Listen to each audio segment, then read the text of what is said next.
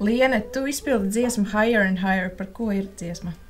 Dziesmas nosaukumā principā jau arī ir skaidrs, ja, ka dziesma tā kā par augstumu, lidojumu, ja, tādu. Principā dziesma ir ļoti, ļoti saulaina, un dziesmas būtība ir tas, kad principā jebkurš, un 100% jebkurš cilvēks kādā brīdī jūtās ļoti vientuļš. Dzīvē ir kaut kāds tāds posms, un tad šī dziesma ir par to, ka tu nekad neesi viens. Nekad neviens nav viens un vientuļš, tāpēc, ka mūzika ir vienmēr mums blakus, un mūzika ir tas, kas spēj dziedēt, mūzika ir tā, kas spēja aizraut debesīs gaisā, ja? un, protams, arī tā, kas spēja attīrīt dvēseles un ļaut izraudāties. Dziesmas autors ir no Austrijas. Tu pat arī raksti. Kāpēc neizvēlējies kādu no savām dziesmām vai kādu latviešu autoru dziesmu? Redzi, tas jau nav tā tik vienkārši. Es izvēlēšos tagad, principā, dziesmas jau ir jāiesniedz, un viņas izvēlās. Ja? Es biju iesniegusi citu dziesmu. To dziesmu filmē labi neizvēlējās, un pēc tam man Gunters burtiski vienkārši uzrakstīja, vai es negribu noklausīties dziesmu, kad baigi foršā ir un tā. Es teicu, jā, protams, kāpēc nē. Ja jau es, teiksim, pārgāju pāri tam, kad es gribēju piedalīties Eirovīzijā, gan sakot to, ka es nepiedalīšos vairāk, bet kaut kā 2 gadi pagāja, un man likās, ka nē, kad šogad man gribās, jo kaut kā garlaicīgi palikās, kaut ko gribējās interesanti dzīvē atkal. Ja?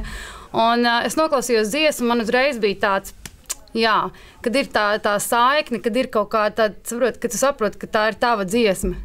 Un es uzreiz arī piekratu, jā, es teicu, ka man tiešām ļoti, ļoti patīk tā dziesma, un es sajūtu tieši varbūt tā šajā periodā arī sevi ļoti dziļi iekšā tas, kad tiešām mūzika ir tā, kas man neļauj skumt un neļauj būt vienai. Un teiksim, dāvāt prieku un mīlestību caur šīm dziesmām arī citiem. Kā tu skaties uz valodu? Dziesma ir angļu valodā. Principā gandrīz visu šogad dzied angļu valodā. Vai tomēr nevajadzētu Eirovīziju pārstāvēt, ja mēs esam no Latvijas, tad arī dziedāt latviešu? Nē, es domāju, ka noteikti ne. Nav jēgas, tāpēc, ka, manuprāt, ja cilvēki iet uz Eirovīziju, tas skaidrs, tas ir startautisks konkurss, un ja mūziķis grib kaut kādus panākumus arī gūt, tad ir jādzied valodā, principā, kur visi saprot. Tu jau esi piedalījusies, ir iesniegusi savas dziesmas Eirovīzijā, tev ir arī ļoti liela pieredze mūzikā. Kas ir tās lietiņas, ko tu priekš sevis esi guvusi atziņas? Kādam ir jābūt, lai pārstāvētu Eirovīziju? Es esmu piedalījusies vienu reizi Eirovīzijā 2 gadu atpakaļ. Kā pati, kā soliste, un vienreiz esmu bijusi arī ar pirātiem lielajā Eirovīzijā, tāpēc es ļoti labi zinu, kāda atbildība un kāds stress un kas notiek tur. Jā, ir jābūt ļoti pieredzējušiem mūziķiem, lai to stresu visu kaut kā, saproties, varētu nolikt malā un aiziet reāli uz to skatus un arī nodziedāt. Ja? Jo principā, jebkurš, kas ir bijis Eirovīzijā, mūsu profesionāliem māksliniekiem ar lielu skatus pieredzi, visiem ir bijušas problēmas ar balsi. Ja? Kažām, un ājai, visiem principā ir bijuši, tas no stresa, tas ir normāli. Man jaunajā vilnī arī, man principā nav problēmas nekāds ar balsi, bet tad, kad ir tāds spiediens uz tevīm, ja, un atbildība, tad stress dara savu, ja, un tāpēc principā man ir baigais prieks, kad jaunie piedalās Eirovīzijā, bet ir ļoti, ļoti, man liekas, jāsaprot, vai tiešām šajā brīdī es esmu visspēcīgākais. Ja tā iespēja ir viena, un ja ir tā iespēja, ja būs tā iespēja aizbraukt, vai es nenožēlošu to, ka principā pēc 2 gadiem es būtu, varētu sev parādīt labāk. Teiksim, tāpēc arī es ļoti uzmanījos piedalīties Eirovīzijā. Ja es nejūtu, tad es nemaz negāju. Man piedāvāja pagājušo gadu, aizpagājušo gadu, man piedāvāja citas dziesmas, ja? Un es sapratu, ka nē, ka, ja nav tieši tā sajūta, ja, ka tu vari un tu gribi, un tad nav jēga piedalīties tikai tāpatās. Un tā kā šogad man tā sajūta vienkārši, ka man ļoti gribās. Ja, man gribās atkal sajust to mūziķu kopienas garšu, ja, un tas ir pasakaini, jo principā mums neizdodas viens otru satikt vai iepazīties savādāk, un es nepazīstu principā gandrīz Nu, dažus es pazīstu no jaunajiem, bet es ļoti labprāt iepazītos arī ar pārējiem. Teiksim, būtu tas tāda muzikālā bauda, garša.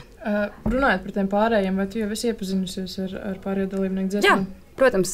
Es tieši nesen noklausījos visas dziesmas. Un kā tev šķiet, ir konkurence, ir kaut kas nebijis, kaut kas spožs? Konkurence, konkurence savā ziņā viņa jau vienmēr būs, jo cilvēkiem uzskati un gaumes ir ļoti dažādas. Tu nekad nevari pateikt, jā, tagad man būs labākā dziesma, ja? Bet nē, es domāju, ka ļoti forši jaunieši, ja? Un dziesmas arī ir. Dažas man patīk, dažas man nepatīk, bet tas arī tas ir gaumes jautājums. Ja? Es varbūt tās nesaprotu, kāpēc per un pieneņu vīnam vajadzīgs pa 2 dziesmām, jo man liekas, ka tas skatītājs apjūk. Man liekas, tomēr izdevīgāk iet ar 1 dziesmu un tā, ka to labi parādīt, nekā piedalīties ar 2. Un, principā, katrai no tām grupām viena no viņām nav īpaši. Tāda man principā neko neizsaka tā dziesma. Un, pieneņu vīnam abas 2, viņas gandrīz vienādas ir, un peram tā lēnā, man liekas, īsti kaut kā nav viņu stilā, es nezinu, tā jocīgi. Bet, un tai pašā laikā būtu iespēja dot citiem jauniem, kas saka, 2 mūziķiem uzstāties, bet par pārējiem es gribu vēlēt tikai to labāko, un ir vajadzīga tā pieredze, un vajadzīgs piedalīties ar konkursos, tāpēc, lai teiksim, saprastu, kā cīnīties ar to stresu, un ja jauniešiem nebūs iespēja piedalīties lielos tādos konkursos, tad kā viņš pieredzi gūs. Ja? Tāpēc man liekas, ka ļoti labi, kad jaunieši nāk un piedalās un nebaidās, un nekad neko nevar zināt, ja? jo idejas un viņi ļoti kreatīvi. Būs interesanti, man liekas. Es tev gribu par šovu pajautāt. Eirovīzija sastāv no 2 daļām - dziesma un arī šovs. Bieži vien ir tā, ka... Principā Eirovīzijas moto ir principā dziesma.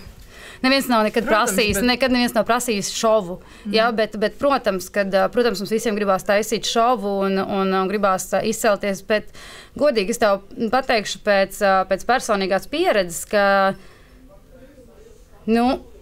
nestrādā īsti tie šovi. Bet tu esi dinamisks, es redzēju arī tevs uzstāšanos. Jā, bet Eirovīzijā un tieši mūsu skatītājiem, lai cik viņš ļoti skaisti neizskatītos, un man ļoti pašai patīk dejot un viss un tā, mūsu latviešu cilvēkiem ir vajadzīgi vienkārši, paties, mīļš, saprotams priekšnesums.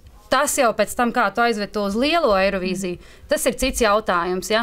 Bet mūsu latvietim, mūsu skatītājiem, ja, kad mēs principā saprotam to, ka mums lielākā daļa skatītāji ir jaunieši, pensionāri un māmiņas.